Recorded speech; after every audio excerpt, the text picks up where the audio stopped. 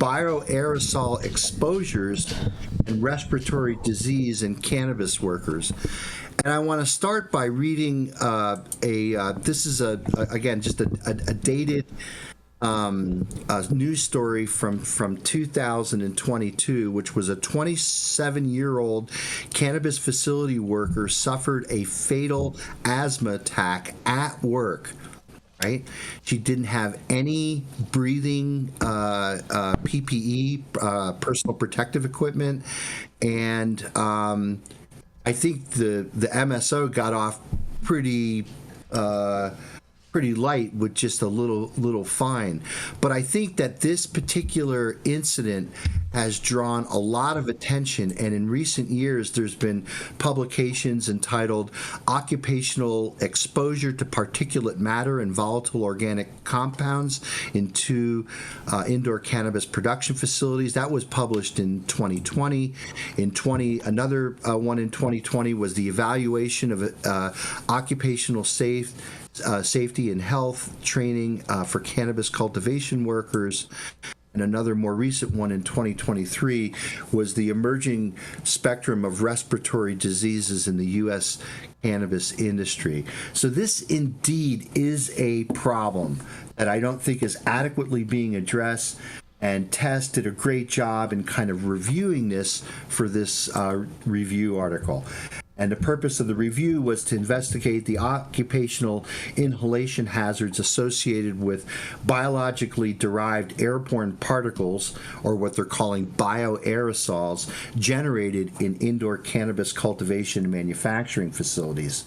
Their recent findings were as such: indoor cannabis production is growing across the U.S., and as recent reports of respiratory diseases amongst cannabis workers, including occupational asthma, morbidity, and mortality, has been now reported.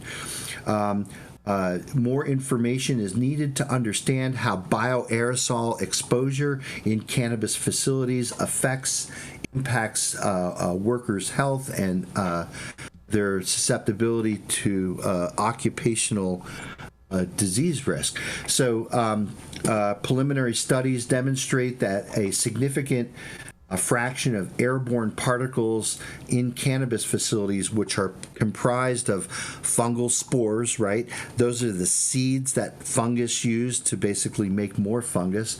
So fungal spores are everywhere.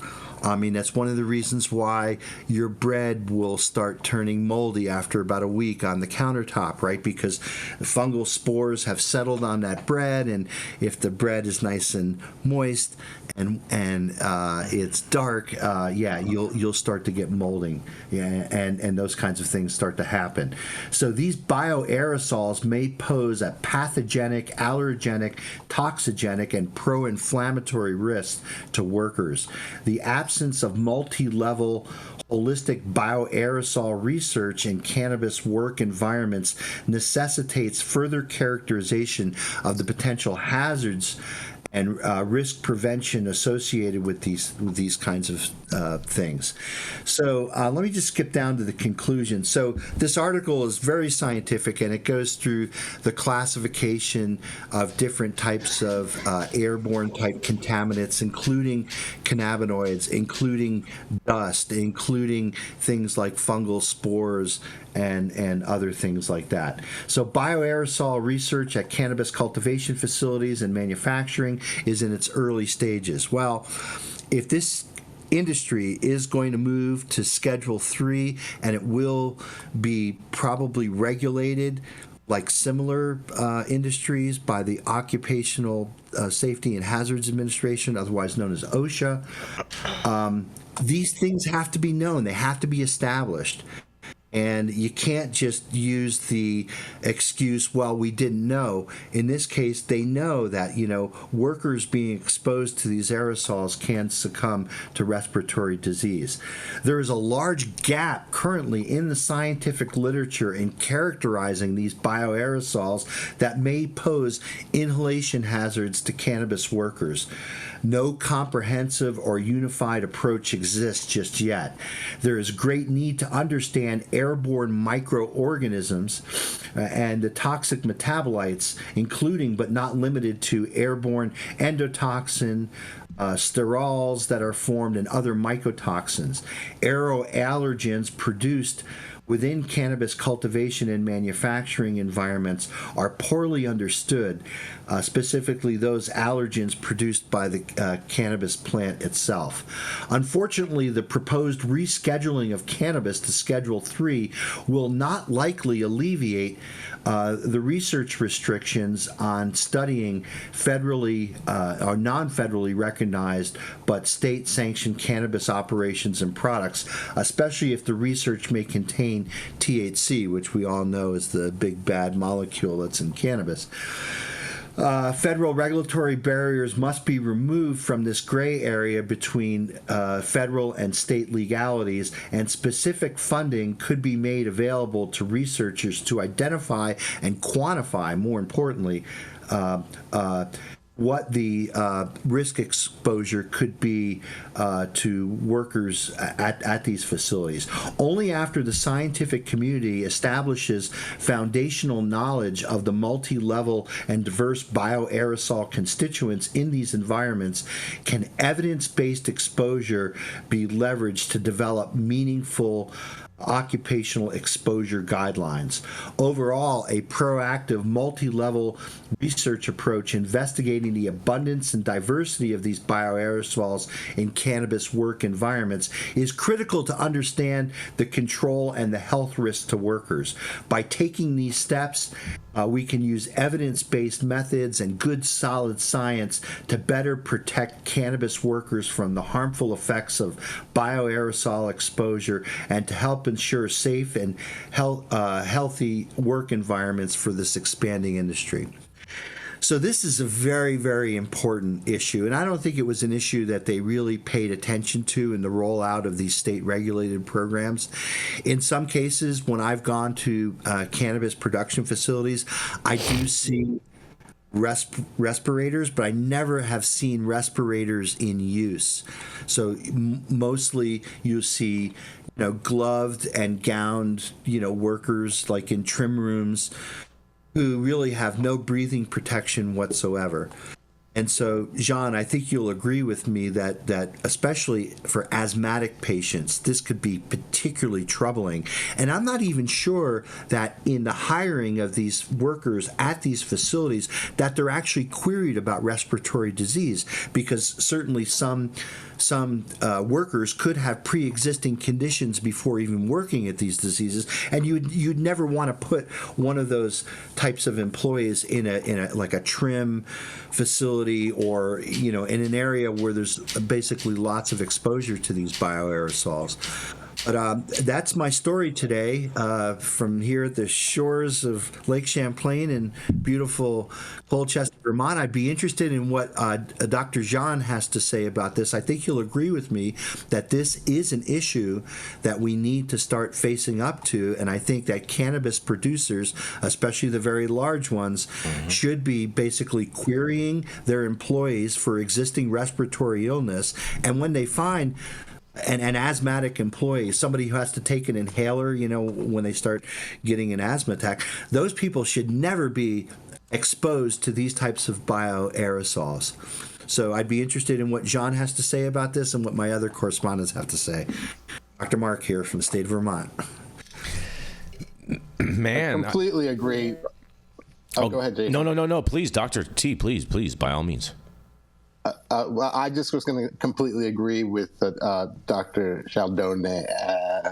I think this is not necessarily a problem specifically about cannabis. It's the problem of scaling and the problem of industry and building a new product. And when you do that, there are all sorts of health and safety concerns that, any good operator should pay attention to. But sometimes their eyes are on the dollar and not on the health of their employees.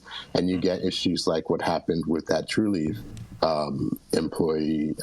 But yeah, cannabis, it's a plant. It's going to be cause allergies. It's going to cause reactions. That's normal. And so, yeah, there should be breathing protection for sure, air protection for sure. Jean, is it known what in cannabis is causing allergic reactions? You know, like in soy, for example, I mean, certain people have allergies to the soy protein itself, but is it known what is the species and the components of the cannabis plant that induces those types of allergic reactions? I think from my reading of this paper, I don't think that's fully known and fully understood, which is why Tess, I think, is bringing this to the light of day, saying that we need to research this and we need to truly understand there might be people who have an allergic response to cannabis, and we wouldn't want to put those people in cannabis production facilities, right? So is it known what's in cannabis? Well, I mean, it's not just one thing, but let's go down the list. I mean, let's start with the terpenes. Now, myrcene causes dermatitis. So, you know, here's one product. You can probably hit every mono and sesquiterpene in the plant and find some kind of reaction with someone on it. That's just the terpenes. We haven't gotten to the other compounds. Right, but just like finely ground cannabis. So if you're in like a trim room, or if you're in a place where, say, like they're grinding pre-rolls. Right. I mean, I've seen the old tobacco kind of grinders, which is kind of like this hand grinder, and you basically put the weed in a hopper, and it just generates dust and sends dust everywhere. Mm-hmm. I mean, so like even something like that, shouldn't the employees be masked or at least have have biohazard some kind of suits on? They should, right, Rico? Yeah. I mean, now I'll take a little bit of weed and break it up on my tray later on, and I'm not going to have a mask on. But if you're processing thousands and thousands of pounds and making hundreds of thousands of pre-rolls every year, in a room full wouldn't of you dust. think that you are? Yes, There's a lot of particulate. And remember, this used to be done on a farm, in the outdoors, people hand trimming, bringing a bunch of people over for a party. It wasn't an issue, right? But now that you're scaling, then it's going to be an issue. Dr. Mark, thank you for breaking this down. I think this is going to be, hypothetically speaking, if Trulieve ends up paying big on the civil side for this whole Lorna McMurray situation.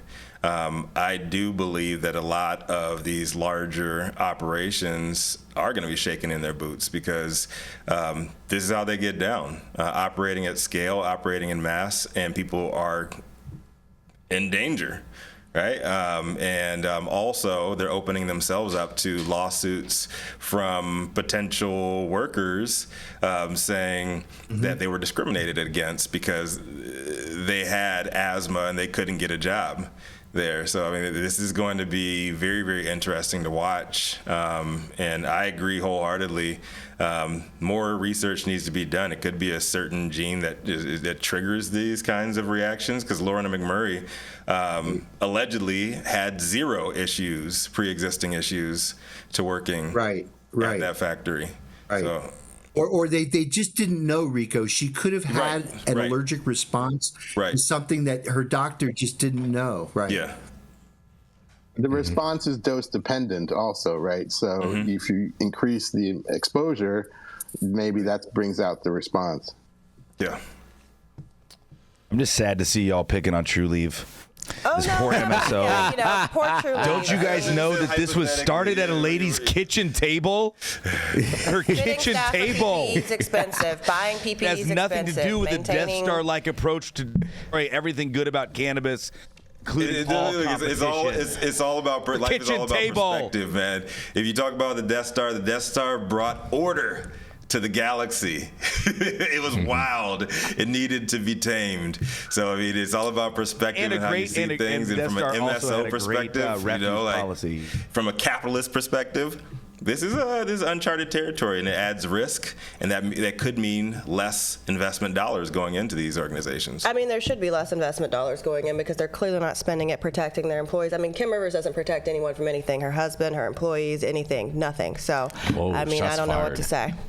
I think that's very pointed. I do not subscribe to those. The shade on High at 9 News is not a reflection of the show. I don't subscribe to those particulars because I don't know the details. Social equity, I large can say, like, publicly owned corporations, you guys. Right. Yeah. I don't prescribe to the particulars there, specific people or specific organizations. But broadly speaking, like this is risk. I'll say this much. And more risk. Yeah, more risk means more reward. However, it also means more liability. So I'll say this much: it's all is going to depend, like you said earlier, Rico, on what happens with this civil suit, because right now, True Leave is out like $340,000 due to this death. No. Yeah. Oh yeah, they got the $300,000 fine, and then they got the $40,000 fine from OSHA in the first place. They got reduced to like $10,000. Which is insane. Okay, so which is insane, and shame on OSHA for that. Shame on the government. It's literally, this is your lane. You need to drive in it. You need to make sure that people are like, you completely exist. You're funded to make sure that workers are protected in the environments in which they work. And you're willing to scale back one of the most egregious cases where clearly they weren't. The woman died. Yeah, these are the same people that shut down SeaWorld, right? Well, the same people, and they're saying that that might have been PETA.